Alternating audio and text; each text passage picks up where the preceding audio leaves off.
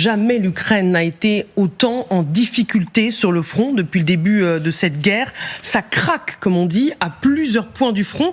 On va partir sur le terrain du conflit, retrouver nos envoyés spéciaux Gwendoline de Bono et Vincent Wartner en direct de Kiev. Bonsoir Gwendoline.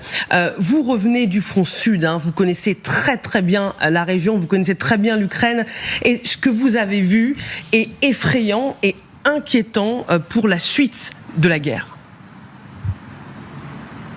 Oui, effectivement, parce que les forces ukrainiennes ont de très grandes difficultés sur ce front sud, en fait, qui est le secteur de la grande ville de Zaporijjia. Alors ce pour plusieurs raisons, mais notamment parce que les lignes de défense ont été très mal préparées sur ce secteur du front. Et d'ailleurs, les commandants avec qui j'ai pu parler s'en plaignent. Ils ont du mal à comprendre pourquoi il y a eu une telle obstination à défendre la ville de Pokrovsk, mais sans préparer les défenses sur le front sud.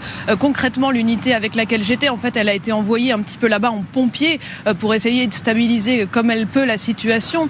Donc ce que l'on voit, c'est que cette unité, elle va placer ces hommes dans deux villages, et ces deux villages, c'est ce qu'on appelle ici la kill zone. Rien ne rentre, rien ne sort, pas de véhicules, tout est contrôlé par drone 24 heures sur 24 par les deux camps. Donc c'est extrêmement compliqué de défendre dans ces conditions. Alors ce que font les Russes, c'est pas du génie militaire, si vous voulez, mais ils attendent en fait des conditions favorables, c'est-à-dire du brouillard, et ils montent à l'assaut par groupe de 2-3 hommes. Et puis c'est à noter aussi, ils ont beaucoup plus de drones à fibre optique. Ce sont des drones qui ne peuvent pas être brouillés. Donc dans ces conditions, pour les Ukrainiens qui le disent, qui manquent d'hommes, mais surtout l'unité avec laquelle j'étais, c'était pas tant son problème le nombre d'hommes, mais surtout de moyens, de drones à fibre optique, de tout un tas d'autres choses.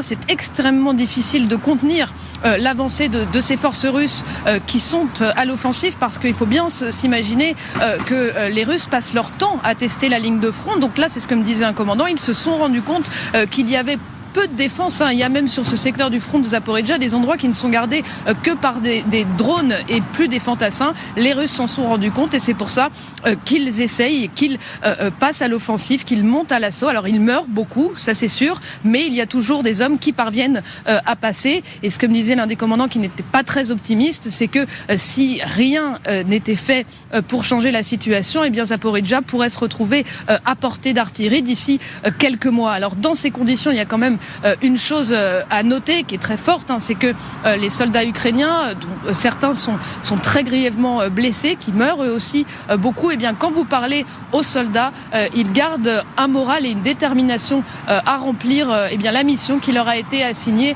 avec une détermination qui est assez impressionnante vu les conditions. Merci Gwendoline de Bono et Vincent Wartner.